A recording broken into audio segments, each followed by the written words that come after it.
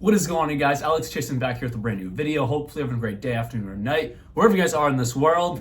And as we all know, Ja Morant has been suspended for 25 games to begin the 23-24 NBA season. Does this even make sense? Is this a long enough punishment? Has been a question I've been seeing a lot on social media. I even posed the same question. Is 25 games enough? He got an 8-game suspension last season when he was in the club, flashing a gun on his IG Live. And that was just 8 games, a little slap on the wrist. And then just a month ago, the same thing happened on his friend's IG Live.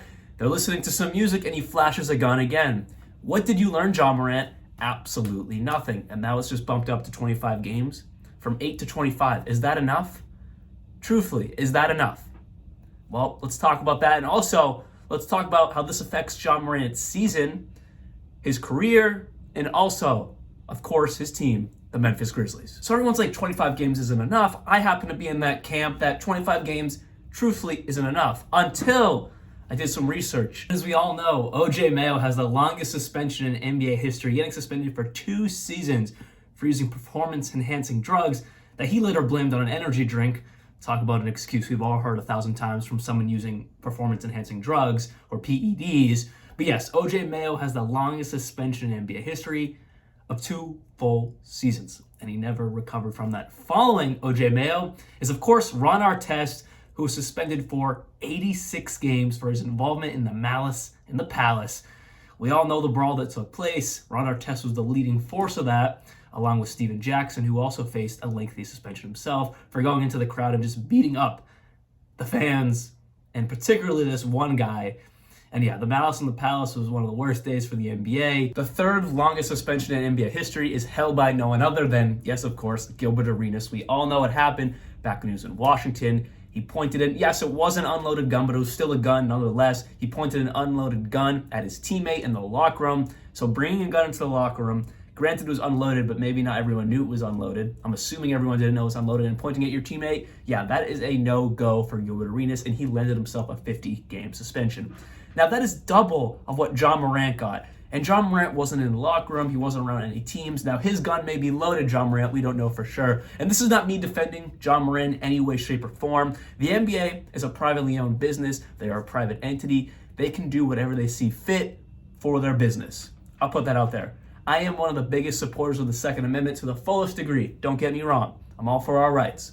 But the NBA is a privately owned company, and they can give any punishment they see fit in any circumstance they want, because again, they are a private owned company. Those are the most prevalent and longest suspensions in NBA history.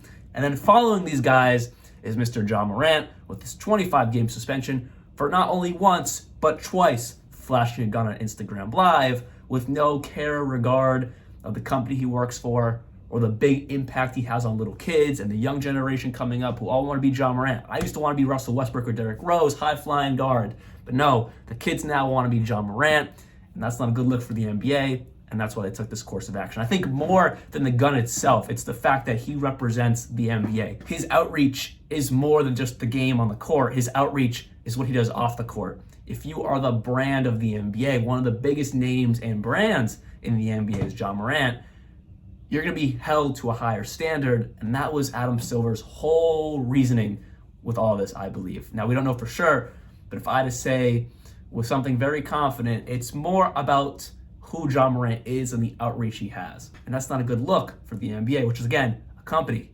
And it's all about look. It's all about what they want their brand to look like, and Ja Morant is definitely not the face of the brand you want if you're flashing guns on Instagram Live. What's this mean for Ja Morant? Well, not only is he ineligible for an All-NBA team, he's ineligible for any awards.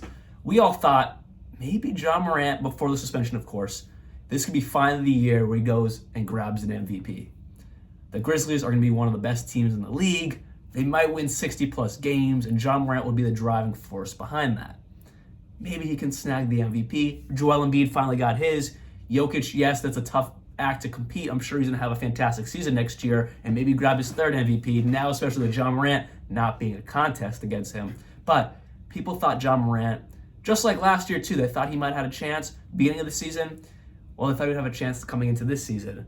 but it's not going to happen. He's ineligible for all NBA teams, which opens up a slot for someone else. and also is ineligible for any awards, which again opens up a slot for someone else. Now, the All-Star game, I didn't reuse ineligible for that, but I would assume he is because it's the first 25 games of the season.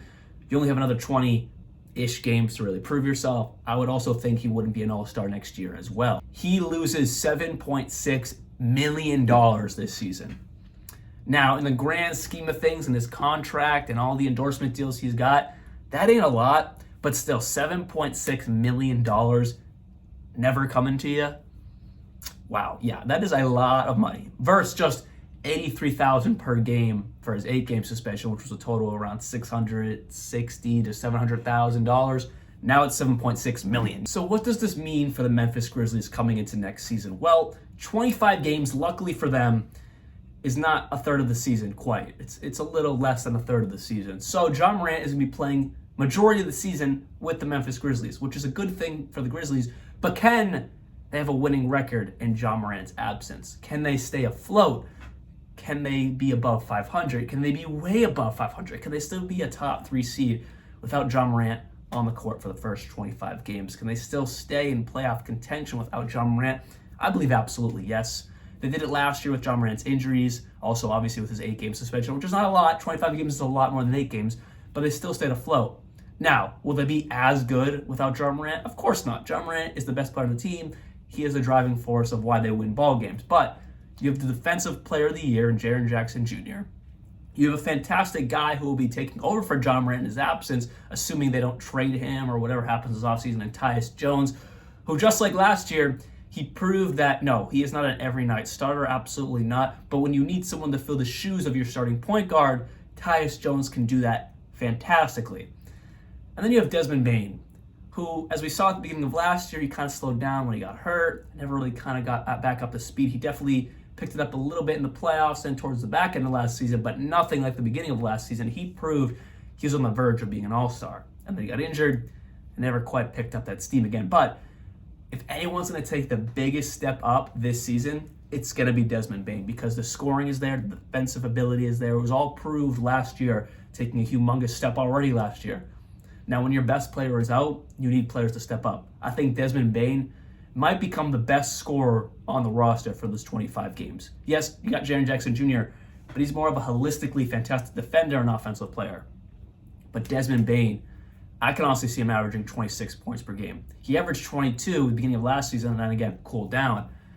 But for those first 25 games, I can see Desmond Bane really killing it and taking a humongous step up because the ball is going to be in his hands way more than it ever will be. I will say an issue for Memphis is obviously their depth, especially with Ja Morant out. Guys like Tyus Jones bump up to the starting lineup. Your backup point guard after that right now is really no one. So I would expect them to make some moves this offseason to get, because now they know Ja Morant is going to be out for 25 games. We're going to have to kind of adjust for that in free agency and maybe get some players or maybe try to trade for some players we usually wouldn't want to if Ja Morant was playing the entirety of the season, or if they weren't really sure if this 25 games will just be 25 games. Because at the end of the day, if this man messes up again, which he could, he doesn't seem like the guy, especially after doing it twice, he's really learned much. So how can we trust he's learned anything until he's fully back? So they may go out and make a move that we didn't think. I would look into someone who's on like an expiring contract, maybe nothing you're really tied to because it's really just a rental of a starting point guard. Anyways, hope you guys did enjoy this video. Very, very interesting about Ja Morant. I hope he learns from his mistakes. He gets his third chance now and just never happens again because he is one of the most entertaining and fun players to watch in the NBA. It reminds me of when I started getting into basketball with Derrick Rose and Russell Westbrook flying all around the court. That's what Ja Morant is like, and a better shooter than both of them will ever be. So he has the potential to be better than both of them. Maybe not all time because Russell Westbrook is Mr. Triple-Double, but just as an individual player, he has the potential to be better and clear them both. I want him on the court. Hope you guys did enjoy this video. I'll see you guys very soon. Like always, peace out.